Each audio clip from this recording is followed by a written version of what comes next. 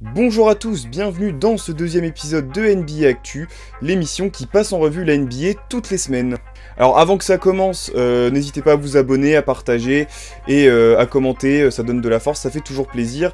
On part pour les perfs.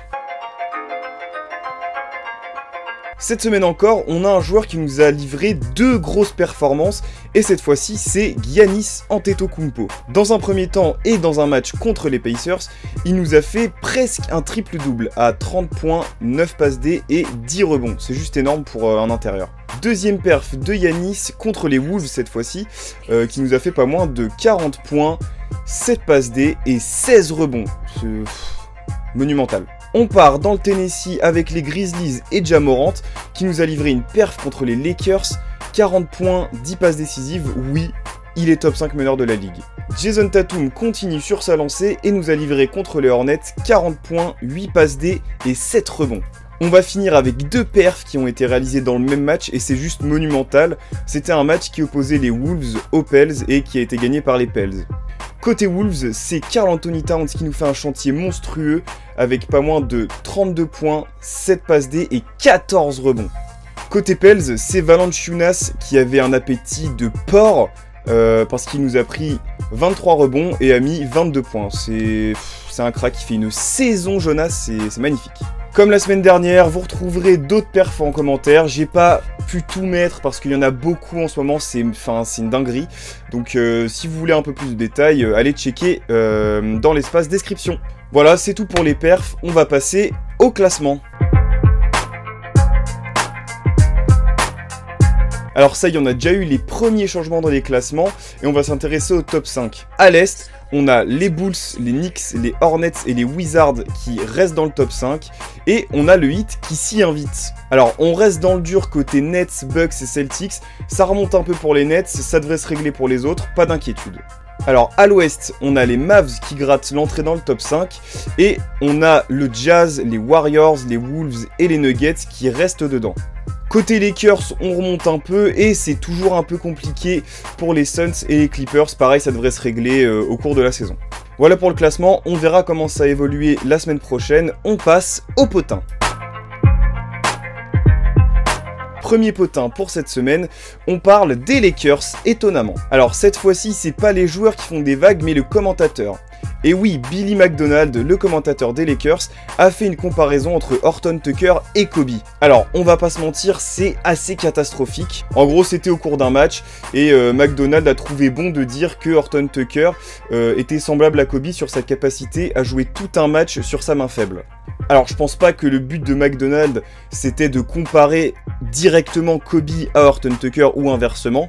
Mais c'est une cata parce que c'est juste des comparaisons qui n'ont pas lieu d'être parce qu'elles n'ont pas de sens en fait. On compare pas ce genre de capacité entre les joueurs et surtout à Kobe, avec le trauma récent qu'on a tous subi, c'est pas une bonne idée. Il a pris un shitstorm bien mérité en fait. Enfin bon, on aurait dû s'y attendre avec son blaze, que ce soit en restauration ou en commentaire, McDonald's ça pue la merde. On continue dans les potins avec une nouvelle un peu moins joyeuse parce qu'on va parler de Rui Hachimura. Alors Rui Hachimura, c'est un joueur des Wizards d'origine japonaise qui a été d'ailleurs le porte-drapeau pendant les JO de cette année. Alors malheureusement, ils n'ont pas passé les phases de poule et depuis, on n'a plus de nouvelles. Alors je m'explique. Rui Hachimura, depuis cet été, on n'a plus de nouvelles, que ce soit de la part des coachs, du staff ou des joueurs des Wizards. Parce qu'il a voulu prendre ses distances pour s'occuper de sa santé mentale. Alors, c'est pas des problèmes mentaux comme on les entend de base. C'est surtout lié à une pression très forte qui amène une dépression. Je vous explique pourquoi. En gros, Rui Hachimura, c'était un peu le seul point positif aux Wizards depuis un moment. Donc, il a eu une pression médiatique énorme. En plus de la pression imposée par son pays, puisqu'il a été porte-drapeau, les gens ont plein d'espoir sur lui. Mais on a aussi des problèmes de racisme, parce que Rui est un joueur d'origine japonaise, mais qui est noir. Et les Japonais comprennent pas pourquoi c'était lui le porte-drapeau, etc. Même si sa mère est japonaise, ils trouvaient que c'était pas normal, enfin voilà. Ce qui a poussé Rui Hachimura donc à prendre une petite pause de son côté, faire une petite coupure, parce que c'est normal, avec tant de pression, quand on est jeune, il a 23 ans. ça fait beaucoup, je pense. Alors, je lui souhaite, et j'espère que vous aussi, un bon rétablissement et de retrouver l'envie de jouer au basketball parce que c'était quand même un joueur très prometteur. Pour finir sur ces potins, on part du côté de Chicago ou en Croatie parce qu'on va parler de monsieur Toni Kukoc. Alors je suppose que vous le connaissez, sinon allez checker parce qu'on va pas avoir le temps de faire l'historique de Toni Kukoc, sauf si on dit que c'est une légende des Bulls. Récemment, il y a un documentaire qui est sorti sur la vie de Kukoc, et dedans, on apprend que Kukoc était un grand fan des Bulls avant d'y jouer. Quand je dis fan, c'est pas fan comme vous et moi qui se levons de temps en temps ou régulièrement, en fonction de votre emploi du temps, pour regarder nos équipes. Lui, c'est vraiment un niveau au-dessus. Il faut savoir, et il l'a dit avec sa femme pendant le documentaire, que Toni Kukoc a écourté la nuit de son mariage pour regarder Jordan jouer pendant les finales de 93. Si ça, c'est pas du fanatisme... Alors voilà pour les potins de cette semaine, on va enchaîner tout de suite avec la question.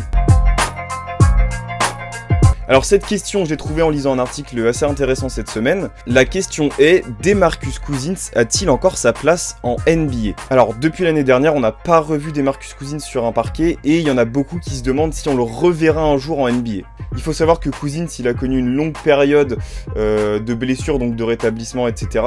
Et qu'après ça, il a jamais réellement retrouvé son niveau qu'il avait aux Kings et aux Pels avant de se blesser. Et que après un rétablissement très long, il a un peu fait du rim chasing, donc il a été dans les équipes qui prétendaient au titre.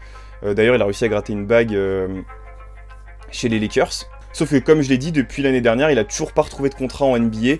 Et ça en inquiète certains. Ça en inquiète certains, et notamment Mike Malone, l'entraîneur des Nuggets, qui pense que c'est absolument dingue qu'il n'ait pas de contrat encore en NBA, parce que c'est un joueur blindé de talent. Alors oui, Cousins a beaucoup de talent, mais on voit que la NBA évolue et que les équipes maintenant elles privilégient les joueurs athlétiques, peu importe le poste. Du coup, ma question aussi est, est-ce que Cousins peut fitter dans une équipe aujourd'hui ? Alors je vais vous répondre, pour ma part, oui, DeMarcus Cousins a encore sa place en NBA, notamment grâce à sa mobilité incroyable pour un intérieur et sa capacité à s'écarter, donc à tirer de loin, à 3 points, à mi-distance, etc.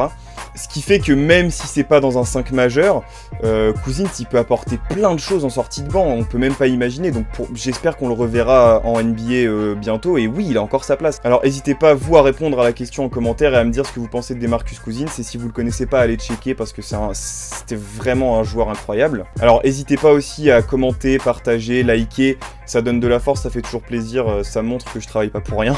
De mon côté, je vous dis à la semaine prochaine pour de l'actu, la bonne journade, la bonne soirade.